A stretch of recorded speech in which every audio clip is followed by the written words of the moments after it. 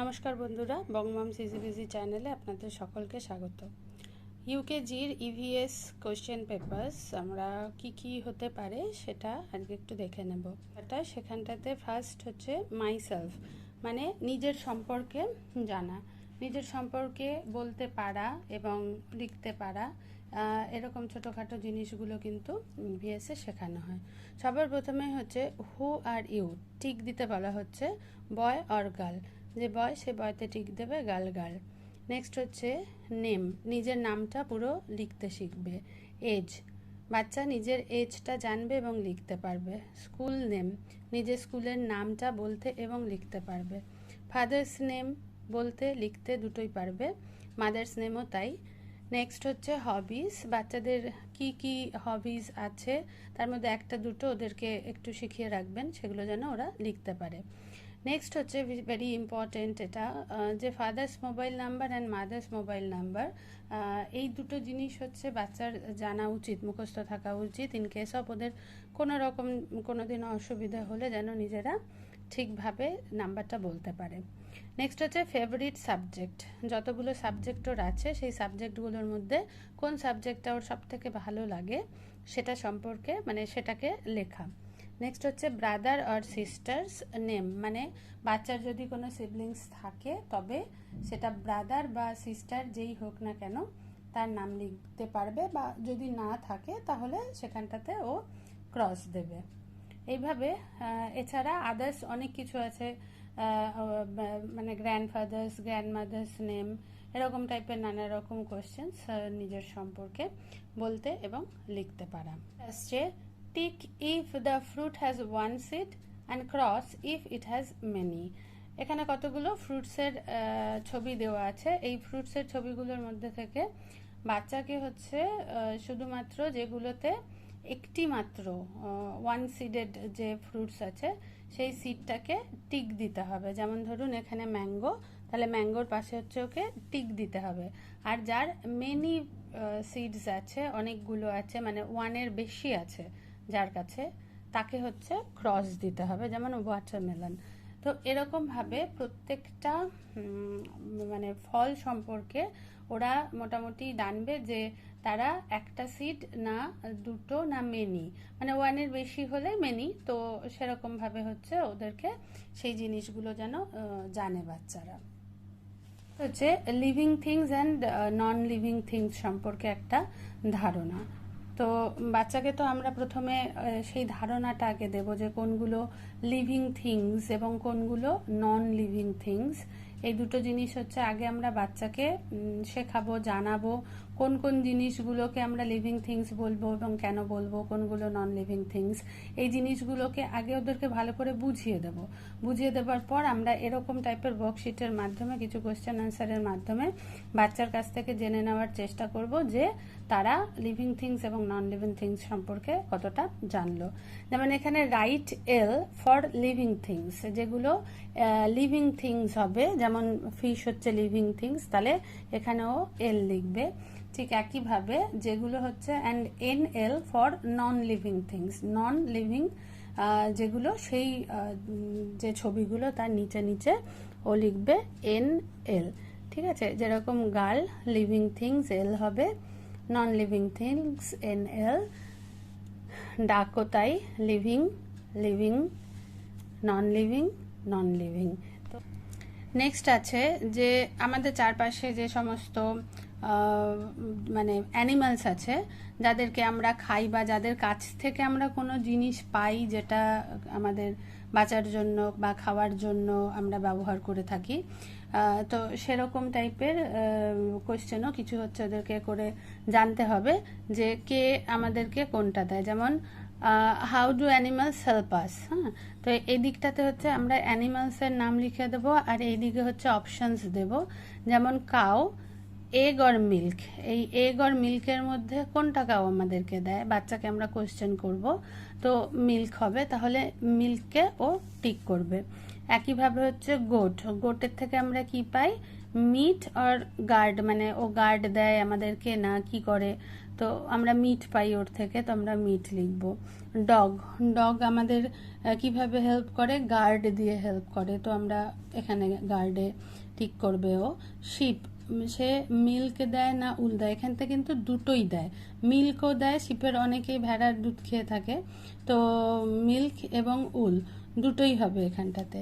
আর B, B হচ্ছে milk and হানির মধ্যে হানি, তাহলে আমরা এখানে ও হচ্ছে এখানে হানিতে টিক দেবে। তো এইভাবে হচ্ছে বিভিন্ন রকম প্রাণী কাছ থেকে আমরা কি ধরনের হেল্প পেয়ে থাকি সেই কোয়েশ্চেনটা আমরা এর মাধ্যমে করতে পারি। এরপরে আমরা ছোট ছোট নানা রকম কোয়েশ্চেন আমরা মুখে যেমন এই কোয়েশ্চেনগুলো করব বাচ্চাকে, পাশাপাশি এরকম ওয়ার্কশিটের মাধ্যমেও আমরা বুঝে নেওয়ার চেষ্টা করতে পারি যে সে কতটা জানে।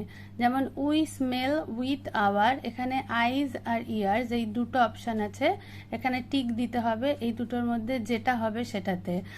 এখানটাতে আমি নোজও, মানে অ্যাকচুয়ালি আপনারা নোজও দিতে পারেন, এখানে ears or nose, eyes or nose যাই হোক একটা দিতে পারেন, কিন্তু আমি এখানটাতে ইচ্ছা করেই আইজ আর ইয়ার্স দিয়েছি, এটা দেখার জন্য যে ও বুঝতে পারে কিনা। দ্বিতীয়ত আরও কতগুলো জিনিস আমি ইচ্ছা করেই করি এরকম টাইপের, কেননা বাচ্চা অনেক সময়, মানে এটা একটা ট্রিক বলতে পারেন, বাচ্চা অনেক সময় হোমওয়ার্ক করতে চায় না, পড়াশোনা করতে চায় না, তো তখন আমি এরকম টাইপের কিছু মাঝে মাঝে কোয়েশ্চেন ঢুকিয়ে দিই এবং ওকে বলি যে তুমি এটা দেখো তো, এই ধরুন একটা গোটা পেজ দিয়েছি, দিয়ে ওকে বললাম যে দেখো তো এর মধ্যে আমি না কিছু একটা ভুল করেছি, কিন্তু কি যে ভুল করেছি ওটা বুঝতে পারছি না।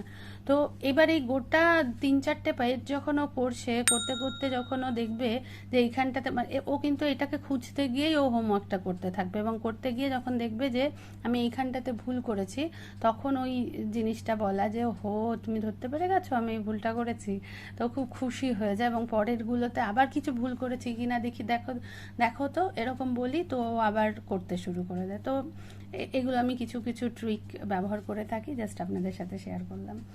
আচ্ছা, নেক্সট হচ্ছে which animal is known as king of the jungle, এখানটাতে লায়ন আছে, টাইগার আছে, তো এরকমভাবে যেটা হবে তাতে টিক করবে। In which country do you live in, Indonesia and India, যেটা হবে সেটাতে ও টিক করবে।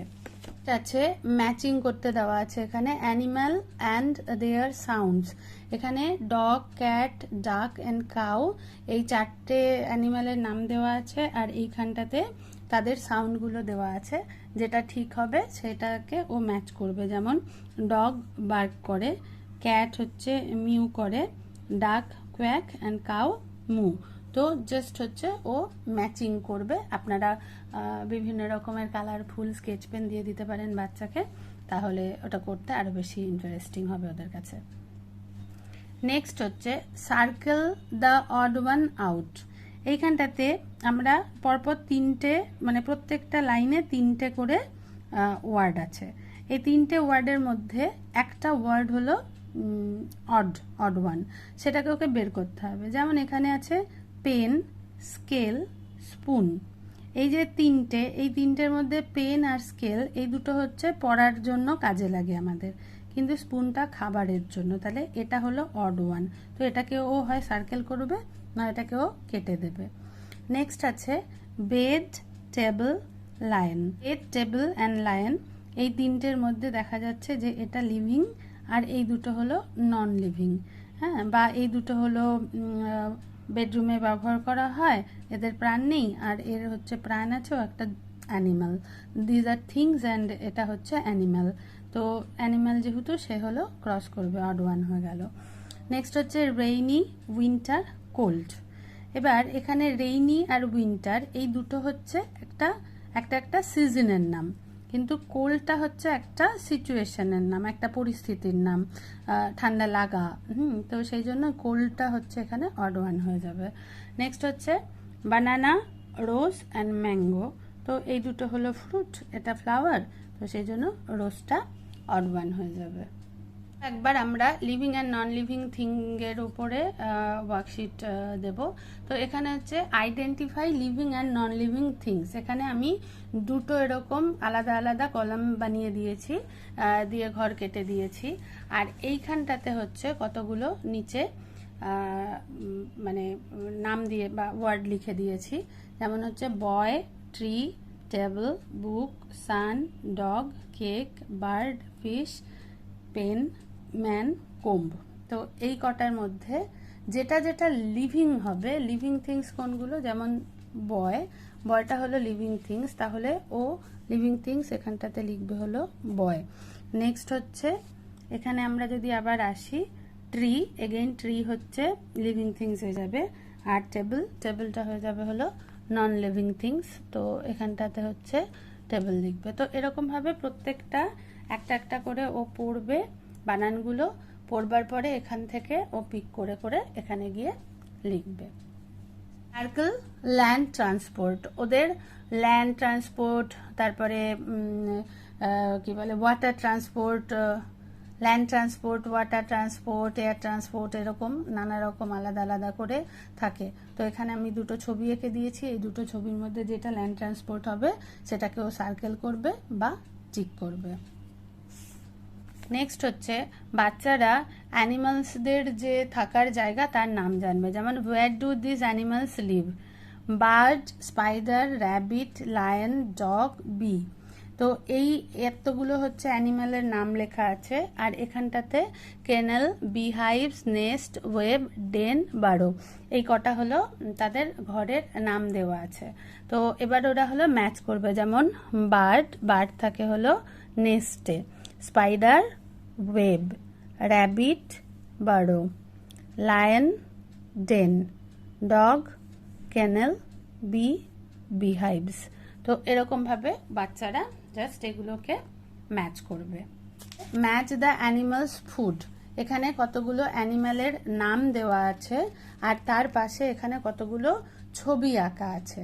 যেমন ডগ হাড় খায়, তো বোন খায় বা তো সেই কারণে, বা মাংস খায়, তো সেই জন্য ডগ এটা ম্যাচ করবে।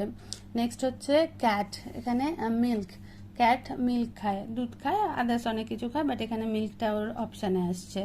র্যাবিট ক্যারট, কাউ গ্রাস, গোট লিভস, আর প্যারট এটা হচ্ছে একটা লঙ্কা। তো প্যারট কি খায়, প্যারট হচ্ছে লঙ্কা খাবে, গোট লিভস।